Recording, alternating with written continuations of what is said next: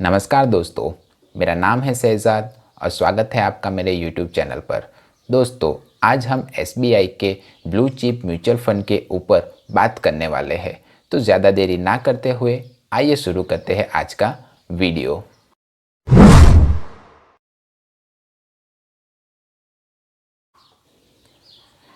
SBI का blue chip mutual fund large cap mutual fund category में से ही एक म्यूचुअल फंड है। अगर आपको नहीं पता कि लार्ज कैप म्यूचुअल फंड किसे कहते हैं, तो according to the SEBI guideline, जो म्यूचुअल फंड हम इन्वेस्टरों के पैसे को शेयर मार्केट की टॉप 100 कंपनियों में पैसे को इन्वेस्ट करते हैं, उसे ही लार्ज कैप म्यूचुअल फंड माना जाएगा, ऐसा सेबी का रूल्स और गाइडलाइंस कहता है। अगर इस SBI के ब्लू चिप म्यूचुअल फंड का फंड ऑब्जेक्टिव देखें, तो ये फंड इन्वेस्टरों के पैसे को लॉन्ग टर्म में अच्छा खासा रिटर्न्स देने का वादा करता है और साथ ही साथ महंगाई को भी बीट करने का भरोसा देता है। लॉन्ग टर्म से मेरा मतलब है 5 से लेकर 10 सालों तक। अगर आप इस फंड में अपने पैसे को लॉन्ग टर्म के लिए इन्वेस्ट करते हो, तो ये फंड आपको अच्छा खासा प्रॉफिट कर देगा, ऐसा ही इस फंड का ऑब्जेक्टिव कहता है।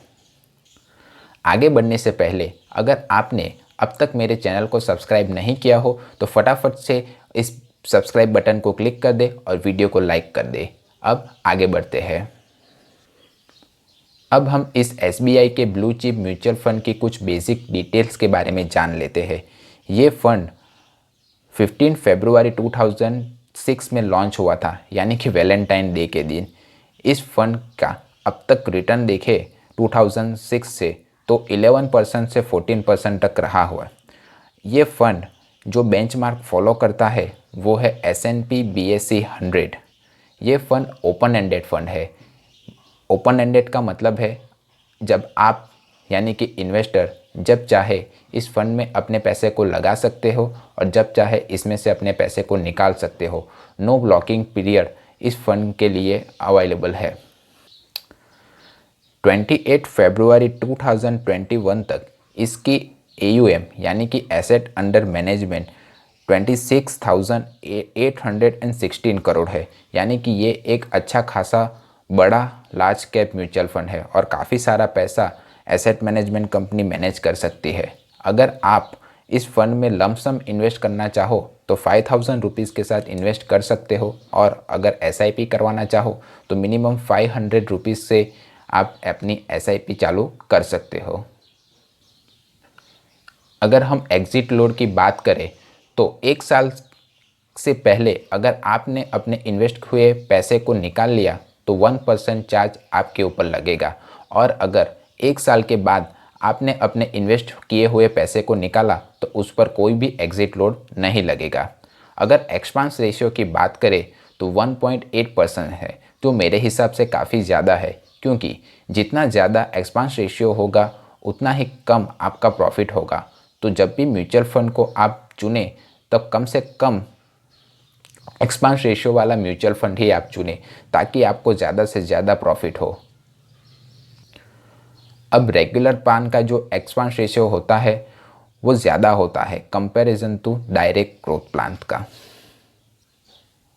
अब आप अगर टैक्स स्लैब की बात करें तो 1 साल से पहले अगर आपने अपने इन्वेस्ट किए हुए पैसे को निकाला तो आप पर short term capital gain tax यानी कि 15% टैक्स लगेगा, और अगर 1 साल के बाद आपने अपने पैसे को निकाला तो आपको अपने पैसे पर long term capital gain tax लगेगा।